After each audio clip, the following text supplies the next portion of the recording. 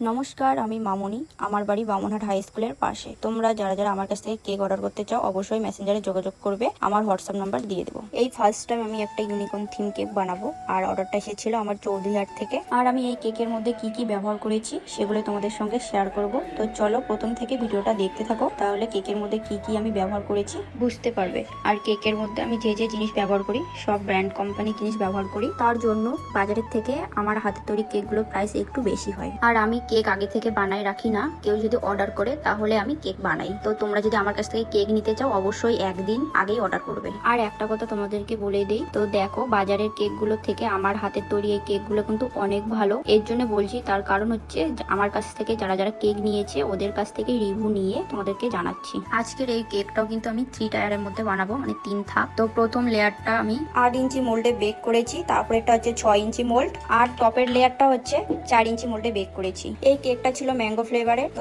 আমি স্পঞ্জটা সুন্দর করে কেটে নিলাম, আর একটা করে লেয়ারের মাঝখানটা আমি ক্রাশ ব্যবহার করেছি, তোমরা তো দেখতেই পাচ্ছ কেকটার মধ্যে। তারপরে আমি সুন্দর করে ক্রাম কোটিং করে ফ্রিজিং করার পরে তারপরে আমি কেকের লেয়ারটা করে সুন্দর করে ফিনিশিং দেওয়ার পরে একটার উপরে একটা কেক বসালাম। তারপরে দেখো এখানে আমি জেল ব্যবহার করতেছি, আর যেহেতু এটা কেক কালারফুল তো তার জন্য আমি দেখো 3টা কালার ব্যবহার করেছি। আর ইউনিকর্ন থিম কেকগুলো একটু কালারফুল হয় আর দেখতেও কিন্তু বেশ ভালোই লাগে, তো তোমরা শেষ পর্যন্ত দেখো।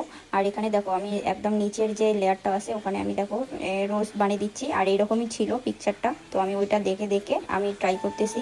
আর যেহেতু এই কেকের মধ্যে এক্সট্রা ক্রিমের ব্যবহার আর কি ডিজাইনগুলোর মধ্যে ছিল, তো তার জন্য আমি একদম কম ক্রিমের মধ্যে আমি প্রত্যেকটা লেয়ার ফিনিশিং দিয়েছি।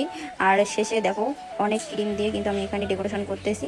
আর এই ক্রিমের ডেকোরেশনগুলো তোমাদের কাছে কেমন লাগে অবশ্যই কমেন্টে জানাবে। আর কেকের যে লেয়ারের জয়েন্টটা করে আছে আমি একটা করে বর্ডার করে দিচ্ছি যাতে দেখতে ভালো লাগে। আর তোমরা অনেকেই আমার কাছ থেকে কেক অর্ডার করতে চাচ্ছ, তো দেখো তোমরা যারা যারা কেক অর্ডার করবে আমার বাড়ি থেকে এসে নিয়ে যাওয়া লাগবে, তার কারণ আমরা হোম ডেলিভারি দেই না। আর এই কেকগুলো যেহেতু হাইটের হয়, বাইকে করে যদি নিতে আসো তাহলে অবশ্যই 2 জন আসবে, তার কারণ কেকটা বাইকের সাইডে কেকটা ঝুলে নিয়ে গেলে কেকটা কিন্তু নষ্ট হওয়ার সম্ভাবনা থাকে।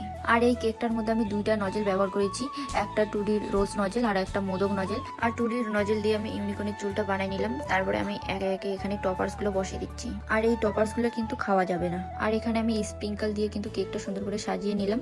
আর তোমরা দেখে বলো কেমন হয়েছে অবশ্যই কমেন্টে জানাবে। আর এইরকম কেকগুলো কিন্তু কাটি দেওয়া থাকে যাতে লেয়ারগুলো সুন্দরভাবে থাকে।